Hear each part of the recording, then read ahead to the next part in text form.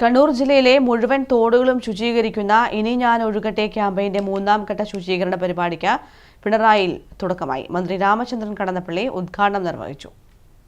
കണ്ണൂർ ജില്ലയിലെ മുഴുവൻ തോടുകളും ശുചീകരിക്കുന്ന ഇനി ഞാൻ ഒഴുകട്ടെ ക്യാമ്പയിന് പിണറായി പഞ്ചായത്തിലെ വെണ്ടുട്ടായി പുറത്തോട് ശുചീകരിച്ചുകൊണ്ട് തുടക്കമായി.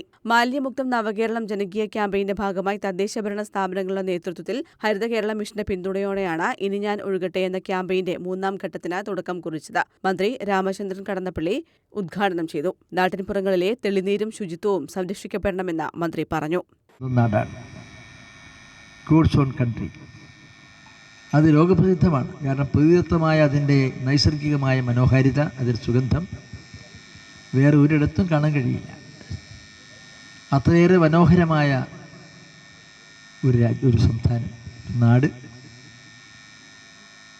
പിണറായി ഗ്രാമപഞ്ചായത്തിൻ്റെ പോലൊരു ഗ്രാമം, ഗ്രാമീണ ജനങ്ങളുടെ നിഷ്കളങ്കത, ആ ഗ്രാമത്തിൻ്റെ സൗന്ദര്യവും സുഗന്ധവും, ഗ്രാമങ്ങൾ നന്മകളാൽ സമൃദ്ധമെന്ന് കവികൾ പാടി നിങ്ങൾ ഓർമ്മയ്ക്കും എല്ലാം കൂടി ചേർന്ന ഒരു ഗ്രാമം എന്ന് പറയുമ്പോൾ ആ ഗ്രാമത്തിൻ്റെ നിഷ്കളങ്കതയും സൗന്ദര്യവും വേറെ തന്നെയാണ്. നഗരത്തിലാകുമ്പോൾ അതിൻ്റെ കൃത്രിമത്വം, ഭാവുകത്വം, സാങ്കേതിക സാമ്പത്തിക സമ്മർദ്ദം ഇതൊക്കെയാണ്. ഇവിടെ ഇത്ര അമ്മമാരും സഹോദരിമാരും ഇത്രയെങ്കിലും ആളുകൾ വന്നത് ആ ഗ്രാമത്തിൻ്റെ ഒരു വിശുദ്ധിയുടെ ഭാഗമാണ്.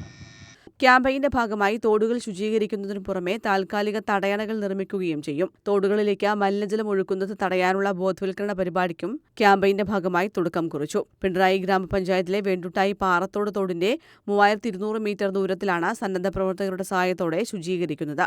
ചടങ്ങിൽ പിണറായി പഞ്ചായത്ത് പ്രസിഡന്റ് കെ രാജീവൻ അധ്യക്ഷത വഹിച്ചു. വാർഡ് മെമ്പർ സി സനില, ജില്ലാ പഞ്ചായത്ത് മെമ്പർ കോങ്കി രവീന്ദ്രൻ, തലശ്ശേരി ബ്ലോക്ക് പഞ്ചായത്ത് അംഗങ്ങളായ നിസാർ അഹമ്മദ്, മുരിക്കോളി പവിത്രൻ തുടങ്ങിയവർ സംസാരിച്ചു. News bureau, Koothuparamba.